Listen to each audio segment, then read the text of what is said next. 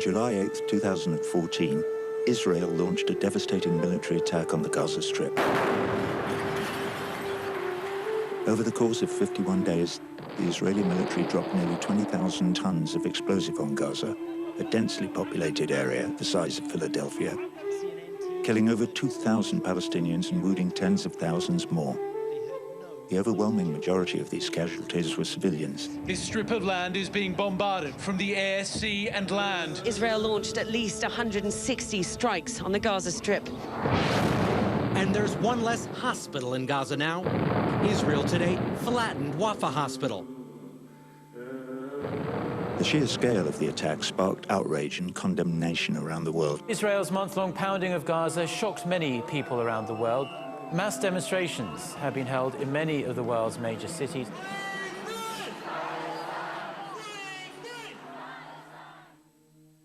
But in the United States, the story was different. Polls showed the American people holding firm in their support for Israel. This is the latest CNN ORC poll of Americans. Shows 57% of those polls say Israel's action in Gaza is justified. 34% say unjustified. These numbers were striking, but they weren't new. Over the course of a conflict in which Palestinian casualties have far outnumbered Israeli casualties, the American people have consistently shown far more sympathy for Israelis than for Palestinians. It's very difficult to divorce public opinion on any question from the media coverage that people rely on to form opinions. And I think the most prevalent lesson from looking at the coverage is that the coverage tends to see this conflict from the Israeli side. Study after study has demonstrated that Israeli perspectives dominate American media coverage. So by far the most common thing we've heard is that everything comes down to Israel's right to defend itself. Israel is a state that implements its right to defend itself and its citizens. It is a talking point that is set from the top, and by the top I mean from the highest officials, government officials, who are commenting on this issue, which the media obsessively covers and repeats. A man's got to do what a man's got to do, and you'd say a country's got to do what a country's got to do. We have to defend ourselves. In the most recent war in 2014, when we looked at mainstream media outlets, almost by a margin of 3 to 1, Israeli spokespeople were overrepresented compared to Palestinian spokespeople. So almost every time you turned on the screen, there was an Israeli representative on the screen telling you Israel is the one that's in a position of defense. It is being attacked. And basically Israel is saying, hey, you don't have to be a rocket scientist to understand that if rockets fly on your head, you're allowed to defend yourself. Add to this the fact that you have American elected officials also reinforcing Israel's right to defend itself. As I've said many times, Israel has a right to defend itself against rocket and tunnel attacks from Hamas. And what gets pushed out of the frame entirely is the fact that for almost 50 years, Palestinians have been systematically dispossessed from their land and denied their most basic human rights.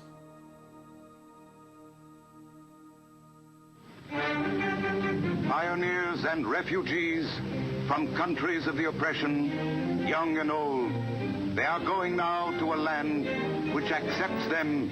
They will march to their work in the Jewish settlements, to build roads, to quarry stones.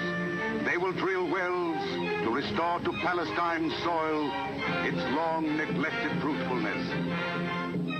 Zionism, the nationalist movement that emerged in Europe in the late 1800s, was dedicated to the idea that the Jewish people, after centuries of living as persecuted minorities within other countries, were entitled to a state in historic Palestine, the biblical homeland of the Jews more than 3,000 years before.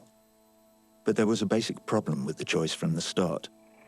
Palestine was already home to hundreds of thousands of Palestinian Arabs who had been living in Palestine for centuries. After World War II and the Holocaust, the situation reached a breakpoint. Ultimately, the British colonial government made the decision to withdraw and to pass the problem on to the newly created United Nations. In 1947, UN Resolution 181 recommended that Palestine be split into two parts. Jews, who were a third of the population, would receive 56% of the land. Palestinians, who were two-thirds of the population and possessed more than 90% of historic Palestine, would receive 44%. These terms were immediately rejected by Arab leaders as unfair, but in the spring of 1948, Zionist leaders declared Israel a state along the proposed borders anyway, triggering the first Arab-Israeli war. Arab armies set out to destroy the newly born nation, but suffered repeated defeats. After winning a crushing victory, Israel took possession of even more land. By the time armistice was declared in 1949, Israel controlled 78% of historic Palestine. The creation of the new state would be celebrated by Israelis as a triumph. But to this day, it is commemorated by Palestinians as the Nakba, the Arabic term for the catastrophe, in memory of the hundreds of thousands of Palestinians who were driven from their homes to make way for the new Jewish state. All told, approximately 700,000 people, more than half of Palestine's native population, were uprooted. There's a lot of sympathy that can be generated, and I think rightly so, for what Jewish people as a whole have dealt with in Western societies and globally because of anti-Semitism. The question then becomes, what is the proper response to that? The Zionist answer is, of course, statehood, and there's many people who would sympathize with that if it was in fact done in a vacuum and if it was in fact done for a people without a land in a land without people. The reality is that's just not the way that it happened. There were people here. They lost their homes, their livelihood, their nation, their everything. This was a land in 1910 that was 93% Palestinian Arab and 6-7% Jewish. How did it suddenly become 80% Jewish and 20% Palestinian? This was not a normal demographic transition. This was a consequence of Israel's desire to create a Jewish state, and to do that it had to get rid of as many Palestinians as possible. The Palestinians used the term catastrophe to speak of the 1948 consequences when they lost their land the first time around. In '67, it was another Nakba, another catastrophe. In June of 1967, Israel won what was perceived as a stunning underdog victory over much larger Arab armies during the Six-Day War. With victory, in addition to taking land from Egypt and Syria, Israel began to militarily occupy all remaining Palestinian territory in the West Bank, the Gaza Strip, and East Jerusalem. Suddenly, all of Palestine is now lost. We now had no Palestinian land left under Palestinian control. You had a huge Palestinian population living as refugees or living under occupation. Palestinians are governed under military law. They are essentially prisoners. They are treated as if they were all prisoners of war. They have no rights. In the immediate aftermath of the '67 war, the United Nations Security Council passed Resolution 242. Citing international law forbidding the takeover of territory by war, 242 explicitly called for Israel to withdraw its armed forces. But to this day, Israel has largely failed to comply, not only holding Palestinian territory, but confiscating additional land and building massive Jewish settlement blocks in the West Bank and East Jerusalem, in direct violation of the Fourth Geneva Convention, which expressly forbids states from transferring civilian populations into territory it occupies. In addition, Israel has established an entire matrix of security control on Palestinian land to secure these settlements, including checkpoints that prevent Palestinians from traveling freely within their own land, and a 440-mile security wall along the Israeli border that cuts into Palestinian territory. If you're one of the millions of Palestinians living under occupation, this is what the conflict is about. But one of the most stunning things is how this side of the story basically just drops out. And instead, you hear over and over again that it's Israel that's surrounded. Israel is surrounded. Israel, surrounded. Surrounded. It's Israel that's under siege and under threat. You described a very small landmass. And, you know, you're dealing with Hamas and Hezbollah and Iran. And it's a tough neighborhood, let me tell you. It's a tough neighborhood. The imagery here is so powerful that it's almost impossible to have a rational discussion about the legitimate grievances of Palestinians. Hamas is a terror group, and it is committed to killing Jews and wiping Israel off the face of the earth. That's not debatable. That's a fact. And none of this is by accident. It's the result of a deliberate effort to shape American perceptions of the conflict, a propaganda effort that really begins to take shape with Israel's invasion of Lebanon in 1982. Israel unleashed another massive air attack on Palestinian guerrilla targets in Lebanon today. From the sky, the howl of Israeli jets, bombing and bombing. In the summer of 1982, Israel invaded neighboring Lebanon in an attempt to drive the Palestinian Liberation Organization out of its encampments on the southern border with Israel. What's an Israeli army doing here in Beirut? The answer is that we are now dealing with an imperial Israel, which is solving its problems in someone else's country. World opinion be damned. The Israeli invasion of Lebanon in 1982 was a watershed. It was Israel breaking out beyond its immediate region to aggressively attack another country, and it was a bit of a shock to many people. In the interests of self-defense, that gallant little underdog, Israel, has suddenly started behaving like the neighborhood bully. By the time the war was over, the Israeli military would kill 17,000 Lebanese and Palestinians and wound another 30,000, almost all of them civilians. In West Beirut, hospitals are so taxed with the injured that they have become specialized. This center takes only burn victims of phosphorus shells. Shrapnel cases, concussions, and fractures are directed to other facilities. And just a few months later, American media coverage would take an even darker turn. There's been another horrendous turn of events in the Middle East. Hundreds of men, women, and children, perhaps as many as 1,000 people in all, have been massacred in 2 Palestinian refugee camps in West Beirut. Israel's Lebanese allies, operating with the consent of the Israeli government, had massacred several thousand Palestinian civilians in the refugee camps of Sabra and Shatila, and American news media had the pictures to prove it. By all appearances, groups of men had been ordered to stand against the wall and then gunned down in cold blood. Today, Palestinians search frantically for relatives. They took our children, one said. They're killing our families. This was a game changer in terms of how Israel was going to deal with the question of publicity. They went on the offensive for the first time. All the direct or implicit accusations that the IDF bear any blame whatsoever for this human tragedy in the Shatila camp are entirely baseless and without any foundation. The government of Israel rejects them with a contempt which they deserve. 2 years after the Lebanon invasion, the American Jewish Congress sponsored a conference in Jerusalem to devise a formal public relations strategy known in Hebrew as Hasbara. Participants included PR and advertising executives, media specialists, journalists, and leaders of major Jewish groups. The primary aim of the conference was to develop strategies to spin unpopular Israeli policies and to counter negative press coverage by shaping the media frame in advance. News doesn't just jump into a camera, a conference delegate said. It's directed, it's managed, it's made accessible. Israel-based advertising executive Martin Fenton would put it in even more blunt terms. Propaganda is not a dirty word, he said.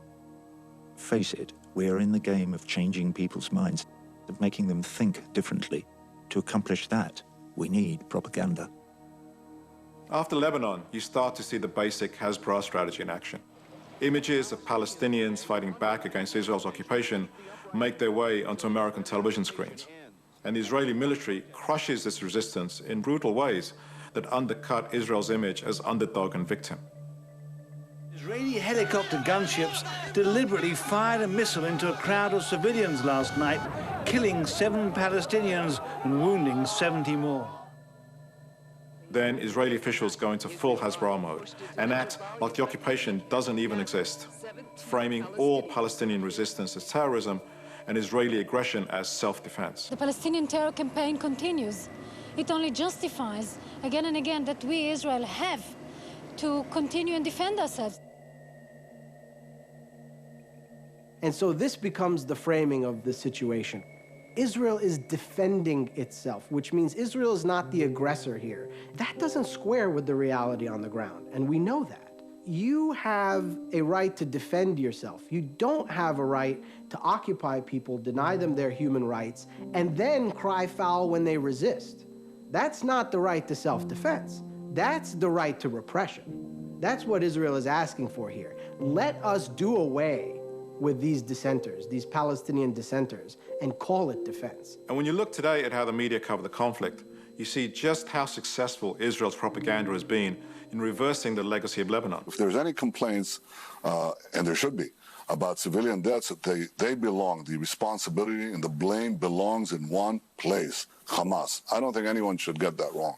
The Israeli position is the first position. They are allowed to determine the narrative, determine the facts on the ground. Hamas is a terror organization committed to our destruction. They fire thousands of rockets at our cities. The dominant narrative in the media coverage, then, is Israel is retaliating for an attack it has suffered. Israel says the barrage of rockets is in retaliation to the 750 rockets fired from Gaza. We know this is all retaliation for Hamas firing rockets into Israel. Which is the dominant media story of our time.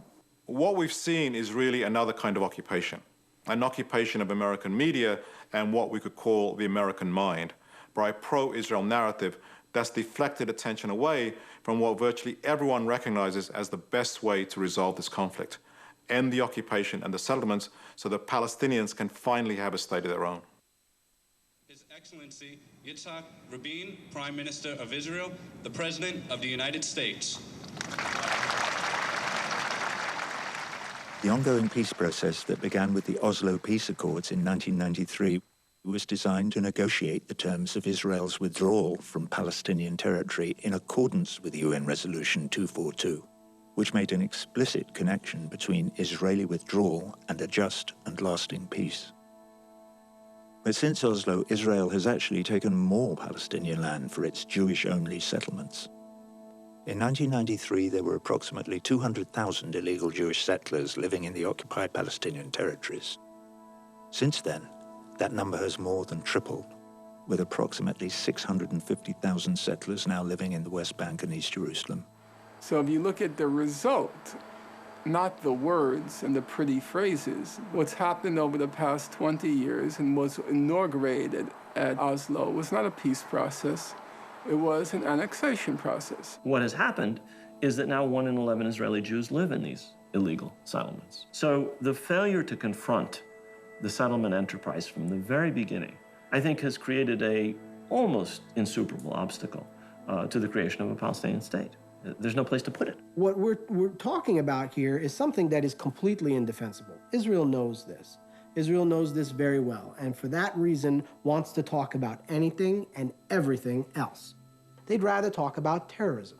They'd rather talk about security. We're willing to make great concessions for peace, but there is something that I will never compromise on, and that's Israel's security. The reason they've been able to so effectively change the subject isn't because they're practicing some kind of mass mind control.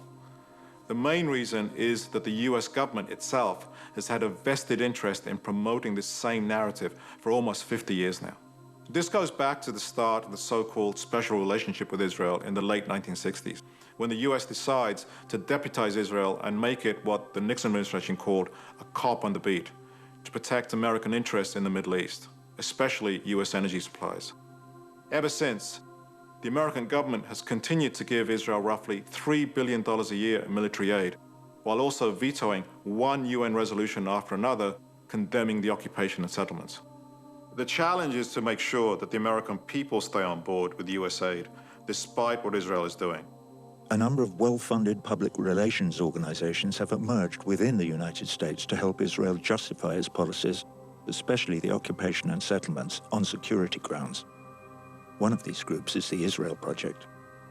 In 2009, the Israel Project turned to conservative pollster and rebranding expert Frank Luntz to determine which talking points used by Israeli and US officials over time have been most effective in maintaining American sympathy for Israel.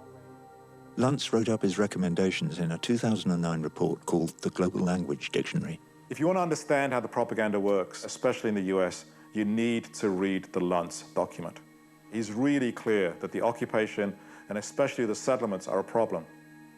And he points to polls that show a large majority of Americans actually think that Israel should retreat to the 67 borders.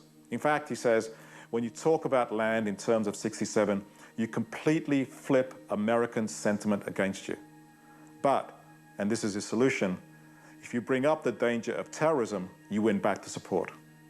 The key, Lunt says, is the claim that the fight is over ideology, not land, about terror, not territory. In fact, these three words, terror, not territory, summarize the basis of the propaganda campaign in the US. And Luntz goes on to say that one of the most effective ways to make the conflict about terrorism is to refer to an obscure political document written in 1988 by a small group of ideologues, the Hamas Charter, that calls for the destruction of Israel. Even though the Hamas leadership effectively disowned the charter a long time ago, it's been PR gold for Israel. Lunt's research has discovered that when Americans hear the words of the charter, Israel goes from bully to victim, and sympathy for the plight of the Palestinians dissipates. So, he says, don't just quote it, read it out loud again and again. And his advice has been taken up, often hysterically, by Israel's advocates. The Hamas Charter not only calls for Israel's destruction, ladies and gentlemen. Article 7 calls for the murder of every Jew. It calls for the murder of every Jew. It's a Nazi document. We have the Israeli prime minister saying movements like Hamas, that are national movements, are the same thing as ISIS. Hamas is like ISIS. Hamas is like Al-Qaeda. Hamas is like Hezbollah. Hamas is like Boko Haram. And they are completely not the same thing. Hamas is as much a nationalist movement as it is a religious movement. And in fact, it often assigns priority to its nationalist goals over its religious goals. This false notion that Hamas is part of this Al-Qaeda network is not bought even by important elements of the American military. In 2010, the United States Central Command, or CENTCOM, the highest military command in the US, issued a classified report that questioned the current US policy of isolating and marginalizing Hamas as well as Hezbollah in Lebanon. The report described the two groups as pragmatic and argued that putting them and Al-Qaeda in the same sentence as if they're all the same is just stupid. And the US military isn't alone in this assessment. ISIS itself has attacked Hamas again and again because they're not radical enough. They're too pragmatic and too compromising. I spent a lot of time on my radio program going over Hamas's charter, what it says.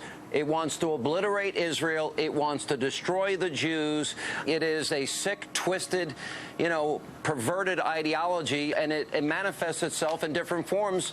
Muslim Brotherhood, Islamic Jihad, Hamas, Hezbollah, ISIS, Al-Qaeda, it's all the same thing. Meanwhile, you hear next to nothing about another extreme political charter that has much more relevance to the conflict, the platform of the ruling Likud party in Israel. It only calls for Israel's destruction, ladies and gentlemen. It calls for the murder of every Jew. It's a Nazi document. Meanwhile, you hear next to nothing about another extreme political charter that has much more relevance to the conflict, the platform of the ruling Likud party in Israel. Well, if you look at the language that's in that charter, the Likud charter, it flatly rejects, quote, flatly rejects the existence of a Palestinian state anywhere on that side of the Jordan River. In other words, completely denying the right of a state of Palestine to exist. That's far more relevant to have language like the language in the Likud charter be in the charter of a party that is the largest in an Israeli government, driving an Israeli state, and has the capacity to act upon the words in their charter in a way that no other party does. To strengthen the case that the conflict is about terrorism and not territory, Luntz points to the effectiveness of another well-established Israeli talking point, the claim that Israel gave up control of Gaza in 2005 in hopes of achieving peace and a two-state solution, and got only rockets in return. We left Gaza completely. We had Gaza, they could have turned it into a flourishing, wonderful place to live in. Look at what they did. They turned it into a haven of terrorists coming from all over the world. It's completely untrue that Israel left the Gaza Strip. They did withdraw their colonists, but at the same time, they tightened their control over the Gaza Strip. This is Gaza's main freight route into Israel, and normally this road would be bumper to bumper with heavily laden trucks. But it's completely closed, as is every other border crossing in the country. Nothing's coming into Gaza, and nothing is getting out. So the idea that Israel left is 100% bogus. Gaza remains occupied. Who can come and go is totally at the Israeli discretion. In Gaza, there are constant military attacks by the Israeli Air Force, by drones. Targeted assassinations go on all the time.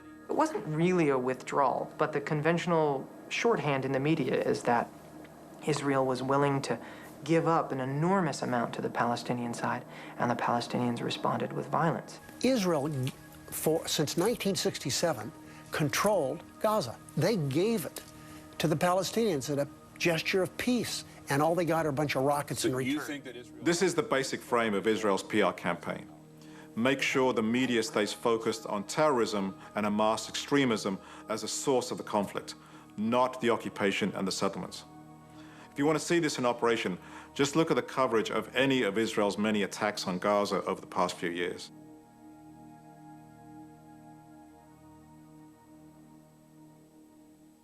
The scale and intensity of this attack was surprising, the deadliest operation against Palestinians in decades. After an intense 3-week assault, 1,300 dead, 5,000 wounded. In late December of 2008, Israel launched Operation Cast Lead, a massive ground and air assault on the Gaza Strip. The Air Force released this cockpit video.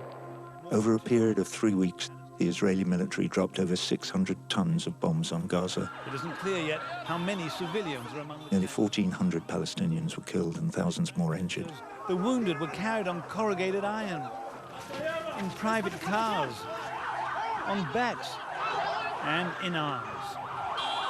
The worst one-day casualty toll in Gaza anybody can remember. Normally in a conflict, civilians can run for their lives. Gaza was one of the few, if not the only, modern conflict where the helpless civilians who were subjected to massive technologically advanced firepower by the Israelis had no escape routes. With Gaza City bombed and burning, Palestinians heeded Israel's warning to get out of the way, but found they had nowhere to go. It was a brutal, murderous attack, devastating. This attack was murderous. If you asked any American why that war started, they would say because the Palestinians started, firing rockets at Israel. What are the goals of that operation right now? To change totally the behavior of the Hamas. It's a terrorist regime that keeps shelling Israel with thousands of rockets and mortar shells. What this forgets is that for the latter half of 2008, there was a very successful ceasefire that curtailed rocket fire into Israel dramatically, almost to the point at which there was none. This was shattered in November of 2008 when Israel attacked what they said was a tunnel building project, killed 6 Hamas militants. At that point, the ceasefire was off. When Hamas resumed rocket attacks after Israel broke the ceasefire, Israeli officials went on American television and got away with blaming Hamas for breaking the ceasefire. You know, it was Hamas that unilaterally tore up the ceasefire understandings. It was Hamas that escalated the violence that reached a crescendo on Christmas Day, when we had in one 24-hour period some 80 rockets, mortar shells, and missiles coming into Israel, attacking our civilians. Now, we want to work with the Palestinian government. And the lie was then repeated uncritically by U.S. news media. James, there's no question here, is there, that Hamas started this? Well, look, I don't think Israel had any choice. It was a ceasefire that was broken by Hamas. They fired something like 300 rockets into Israel. This is an act of war. What are they supposed to do? Just compare this to how media outside the U.S. dealt with this. Isn't it the fact that during the ceasefire, not a single Israeli was killed, and the reason for that was because Hamas fired not a single rocket? No, I think you're wrong, unfortunately, because during that ceasefire of 6 months, they were firing rockets on a daily basis. On Channel 4 in Britain, you saw an anchor presenting evidence that the Israeli government itself acknowledged that Hamas observed the ceasefire. This is actually a document that's given to journalists by the Israeli government. And in this document it says, and I'm quoting, Hamas was careful to maintain the ceasefire. Israel officially recognizes that until it broke the ceasefire, Hamas didn't fire a single rocket. The propaganda is so powerful that these truisms, literally truisms, are almost inexpressible. The lesson is that this conflict started when we say it started, and we say it started when Israel was attacked. In 2012 and again in 2014, Israel launched 2 more devastating attacks on Gaza.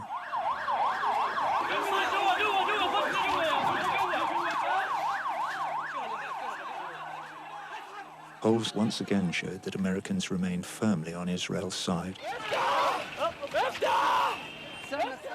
Israel can saturate the media with its spokespeople, but there's still the problem of massive Palestinian casualties showing up on television screens. Here again, the Luntz document spells out which talking points have been most effective in spinning the brutal reality of Palestinian casualties. He says the first thing the pro-Israeli spokespeople should do is to express empathy for the innocent victims. Unfortunately, innocents do get hurt, and we really grieve that. We're sad for every civilian casualty. The entire situation is tragic.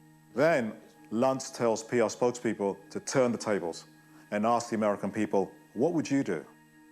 So what would you do in the United States? Can you imagine what America would do if it were facing a similar threat? We always try to ask you the question we ask ourselves. What will you do? What would you do? What would you do if more than 3,000 rockets had been fired on your cities? What would you do? 3,000 rockets. What would you do if terrorists were tunneling under your frontier? What would you do if 3 kids are kidnapped because of a tunnel network? What sort of question is this? Of course, anybody would act to defend themselves against unprovoked aggression, but it is a question that is completely devoid of any context. Then on top of that, when massive numbers of Palestinian civilians predictably die from Israeli attacks, Israel claims it's part of a deliberate Hamas strategy to drum up sympathy. They use telegenically dead Palestinians for their cause. They want the more dead, the better. So they end up in this upside-down Orwellian world where Israelis killing civilians becomes an unforgivable transgression against Israelis. It is hard to come away with any feeling but that we are in the midst of a world gone mad. Last week, I found a quote of many years ago by Golda Meir, one of Israel's early leaders, which might have been said yesterday. We can forgive the Arabs for killing our children, she said, but we can never forgive them for forcing us to kill their children. It's not difficult to imagine Americans identifying with Palestinians who are suffering, but they need to be able to see that suffering on their television screens and in their newspapers. Israel said today its new offensive is targeting terrorists. And when your sense of the coverage is that there's something that these people did to deserve this, or that they are affiliated with terrorists and terrorist-minded governments, the fallout of that is an inability to identify with people who are suffering in far greater numbers and in far greater proportion than their Israeli counterparts.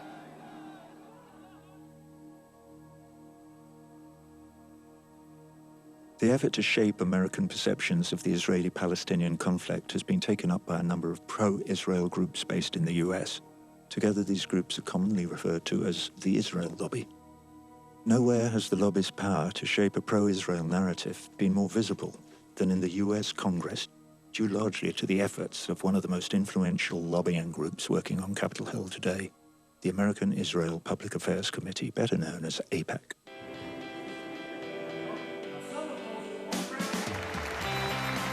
It is great to see so many good friends from all across the country. I see more than 10,000 people, young and old. AIPAC's annual conference draws nearly 10,000 attendees from around the country, including the most influential members of both houses of Congress from both parties. It would be very hard for ordinary Americans to know that they're being deceived, that some very competent experts at spin management are, in fact, deluding them. There are many reasons for this. One of them is that the American political class has basically swallowed the line, hook, line, and sinker. They keep getting rocket attack after rocket attack, and then they're criticized for human rights problems because they defend themselves. This is particularly true for Republicans. They're responding, Mr. Speaker, to attacks on their civilian population. I mean, what is it that they want? Well, we know what they want. They want Israel obliterated from the map, Mr. Speaker. But it's also true for many Democrats. We stand with our ally. We stand with the democratic state of Israel. We stand against terrorism. This administration will always stand up for Israel's right to defend itself. They made the mistake of actually leaving AIPAC's fax address on one bill that was actually laid before Congress. And of course, nobody was apparently embarrassed. The fact that AIPAC writes the legislation for them or writes their speeches for them doesn't seem to in the least bother people. There's nothing happening here that's secret or under the table. It's not a cabal. It's not a conspiracy. It is, in fact, domestic politics the way it's practiced here in the United States. There are roughly 36 or so pro-Israel PACs that give money. Over the last 15 or 20 years, they've given $55, $60 million in American elections. There are 1 or 2 Arab American PACs, and I believe last time I looked, they'd given, $800,000 to $1 million. So you've got $55 million of PAC contributions on one side, and you've got maybe $1 million at most on the other side. The actual views of most people in the American Jewish community, according to every poll, diverge greatly from the extreme right-wing, neoconservative views of the entire establishment leadership of that community. Most people in the Jewish community are much more liberal. They're against settlement, they're against occupation, they want a two-state solution. And there are some key elements of what we call the Israel lobby that aren't Jewish, so-called Christian Zionists. Evangelical Christians in America have become Israel's staunchest ally in an increasingly hostile world. In the United States, roughly a third of the population believes that every word of the Bible is literally true. If the Bible is literally true, then the land of Israel was promised to the Jews by God, and they have every right to take it over from the usurpers. Listen closely, those of you who are listening in the liberal media. The Jewish people are not occupying the land of Israel. They own the land of Israel. One of the problems with the influence the Israel lobby has in the United States now is it has been hard for government officials to have an honest discussion.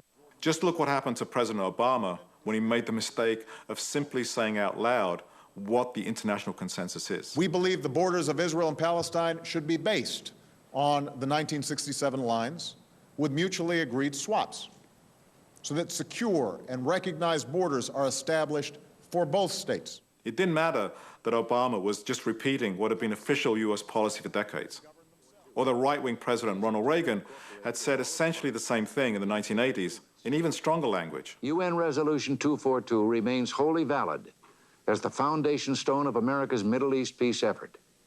It is the United States position that in return for peace, the withdrawal provision of Resolution 242 applies to all fronts, including the West Bank and Gaza. When Obama said it, he was immediately accused by right-wing groups of setting up Israel for another Holocaust. Has President Obama abandoned Israel? After strong support by 11 consecutive American presidents, it appears Obama has moved sharply toward Israel's enemies, and the results could be disastrous. The leader of Hezbollah has vowed to finish the job Hitler started. Up till now, America's strong backing of Israel made that impossible. But with Obama's waffling, could a second Holocaust be on the way? It's a pretty ingenious tactic. How are you supposed to have a rational discussion about the occupation when pro-Israel extremists call the 67 borders the Auschwitz borders? These are the two alternatives. You're either going to be in Auschwitz or you support Israel. Because Israel was in fact created in the wake of the Holocaust, it isn't that extraordinary that the two would be linked that way. I have a problem with the idea of exploiting the link and using those 6 million Jews, and almost, in my mind, it's like saying Anne Frank would want the occupation to continue. We're a nation that rose from the ashes of the Holocaust. When we say never again, we mean never again. I see a lot of manipulation here about the victimhood of Israeli Jews, the sense of victimhood. And I'm a child of survivors, Holocaust survivors, so I'll be the last one to underestimate the importance of history and the history of persecution of Jews in the Israeli-Palestinian context. But does it mean that Jews now in Israel go every day and think about Auschwitz? I doubt it. There are watchdog groups that keep track of what different media organizations publish or broadcast, and if they're not happy about it, they either publish their own attacks, they organize consumer boycotts. The media outlets don't see the pushback from the other side. They don't see the upside to standing up for their own reporting, so I think in most cases they cave. Look at how American media covered Israel's 2014 attack on Gaza. A keyword search of all the major networks showed that over the course of the 51-day assault, Israel's ongoing military siege and blockade of Gaza were barely mentioned compared to the thousands of times Hamas rocket attacks on Israel were mentioned. But the silence of mainstream media across the board on these issues hasn't stopped right-wing pro-Israel advocates with zero evidence making exactly the opposite claim, that the US news media bends over backwards to humanize Palestinians while demonizing Israel. Consistently, the Times has suppressed any story that would portray Israel sympathetically. And of course, there's no greater weapon in the attack arsenal than equating critical coverage of Israel's policies with anti-Semitism. Any fair-minded person who follows Al Jazeera knows it's anti-American and anti-Semitic. You're a Jewish man, correct? Yes, I am. It doesn't come more anti-Semitic than Al Jazeera. They would do violence to you. Who and who? A journalist at Al Jazeera? The people that run that network would do violence to you. I hardly think so. Abba Eban wrote an article in which he explained to American Jews what their task was. Their task is to show that anyone who's a critic of Zionism, by which he means a critic of the policies of the State of Israel, must be either an anti-Semite or a neurotic, self-hating Jew. That covers 100% of possible criticism. So it used to be I was always called a self-hating Jew, and everybody like me was called a self-hating Jew. I am now not only a self-hating Jew, but they also call me an anti-Semite. With my 4 Jewish grandparents, I'm still an anti-Semite. My wife was born in a displaced persons camp in Germany, and I'm an anti-Semite. Look, I've done dozens of interviews which begin from the terrorism departure point. But when given an opportunity to actually speak and present a different perspective, that can dissolve rather quickly. Is Hamas a terrorist organization?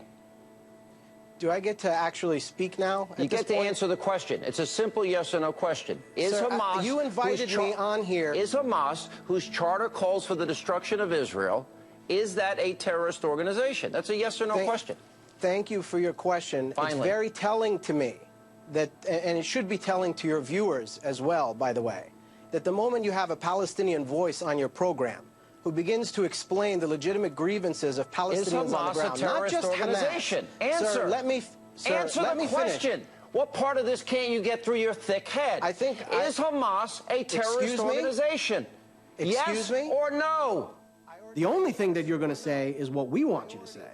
And if you don't say it, we're not going to let you speak. Our media operations, national media, is a scandal when it comes to Israel. I look at the UK with all its deficit, and there's a real debate. For example, there's this anchor called Jon Snow, Channel 4 in the UK, and he interviewed Mark Regev, and he grilled him with questions, grilled him. Mark Regev, how does killing children on a beach contribute to that purpose? What was the point of bombing the El Wafa hospital, for goodness sake? There are grave uncertainties about whether you are acting within the law. I disagree. Yes. Oh, yes. You are deliberately targeting neighborhoods in which you know there are women and children. You've tried everything with Gaza. You've besieged it for 7 years. The people live an intolerable and ghastly life, and you know that better than anybody. Why don't you try one other thing? Talking. Why not talk? Why not be brave and talk directly with them? Why not? I can never see this in America. I never seen anything like this in the United States. While the mainstream propaganda system is operating the same as it always has, there are definite signs that its control is starting to unravel. Over just the past few years, the proliferation of social media and internet news sources has made it increasingly difficult for the Israeli government and pro-Israel groups in the US to manage American perceptions of the conflict. Video footage and reporting from the ground bearing witness to the reality of the occupation are now more accessible than ever on the internet. At the same time, a powerful new movement has been gaining momentum and raising awareness of the occupation.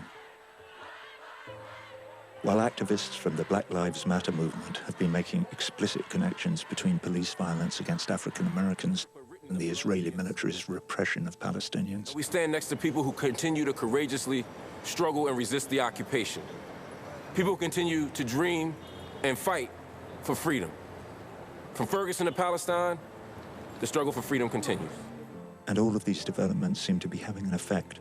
Polls now show that while sympathy for Israel remains at all-time highs among older Americans, it has been hemorrhaging among young people. Despite the efforts of the lobby, something really striking is taking place. And pro-Israel operatives like Frank Luntz are in a panic. In his latest report, he calls what's happening with young people a disaster. As the discourse begins to open, more people are starting to understand this as a rights-based issue, not an issue of radicalism. This is a movement for the rights of people whose rights are being denied, who are living under occupation, who want to live in their country freely just like anybody else. Let's just get away from the mythologies and talk about the realities, and then maybe be able to persuade people that they should not any longer give their unwavering support to a nation engaged in a policy that's not just inhumane and brutal, but ultimately suicidal. Given the central role that the United States plays in backing Israel, it seems to me Americans, all Americans, have a right to question particular Israeli policies, and in particular the prolonged occupation, the fact that the Palestinian people have been kept without a state and without any political rights for decades now. In the end, this comes down to a battle for the minds of the American people. A battle over the stories they're told to make sense of this conflict. A battle over perception. The more Americans are able to see the reality of occupation with their own eyes, to see images of routine daily violence, of the repression and humiliation that never make their way into mainstream news, the more they'll question the image of Israel as this tiny little David up against the bullying Arab Goliath, and start to wonder if it's actually the outgunned Palestinians who might be the real Davids here. When that starts becoming the dominant perception here in the US, all bets are off. It all comes down to American public perception.